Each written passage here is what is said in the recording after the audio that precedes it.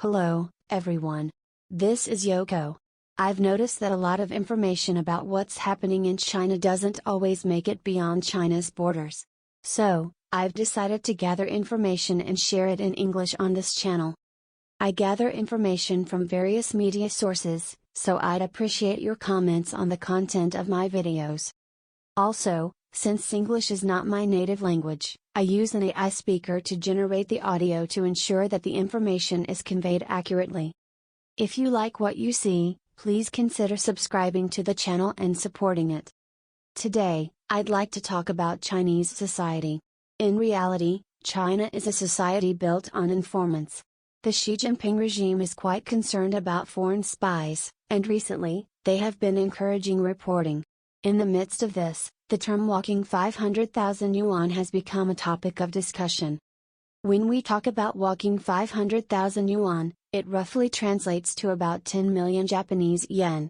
This concept has been extensively covered in the media. In Chinese, the character for running also means walking. So, what does it mean to walk 500,000 yuan? It means that if you discover spying activities and report them to the authorities, you can receive a maximum reward of 500,000 yuan, which is equivalent to about 10 million Japanese yen. So, walking 500,000 yuan essentially refers to identifying suspicious individuals. In China, there is a hotline for reporting individuals who seem like spies. If you call and report someone as a potential spy, and it goes well, you can receive 500,000 yuan, which is equivalent to 10 million Japanese yen. Recently, this system has gained attention because it presents an opportunity to earn a substantial amount of money. However, at the same time, there are concerns that this system could lead to serious consequences.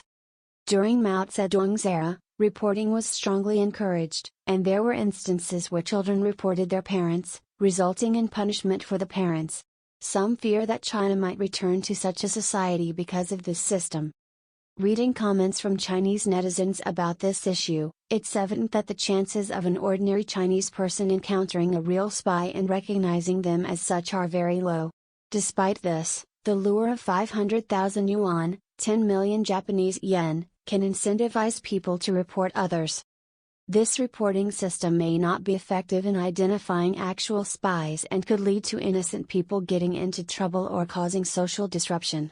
Nevertheless, the Communist Party of China is stoking fears about spies being everywhere, and as a result, there is growing concern about the consequences of this system. Why is the Xi Jinping regime so afraid of spies? There are two main reasons. First, the Communist Party itself engages in espionage activities, so they fear retaliation. This is quite the opposite of what happens in Japan, where espionage activities by companies and the government are relatively limited. Second, there is internal factionalism within the Communist Party, with some factions having connections to foreign powers and possibly wanting to oust Xi Jinping. This fear is rooted in the fact that many vested interests, including foreign companies and governments, were crushed after Xi Jinping came to power. In addition, China's involvement with the son of Joe Biden in business deals and the connections between China and various American individuals and companies have caused concerns within the Communist Party. The recent incident involving a top executive in the Hong Kong investment banking sector, who works for Nomura Holdings, being detained in China further highlights the risks. In conclusion, doing business in China has become increasingly perilous, especially for individuals and entities associated with the Communist Party. Even those not in prominent positions can face severe consequences for minor infractions. Therefore, caution is advised for anyone considering traveling to China. The Chinese government is taking measures to suppress information that is unfavorable to the Communist Party. The biggest problem for Japan is that there are many individuals in Japan who are sympathetic to the Communist Party. These individuals are already on a sinking ship, and that's how I see it. That's all for this discussion. I'll see you in the next video.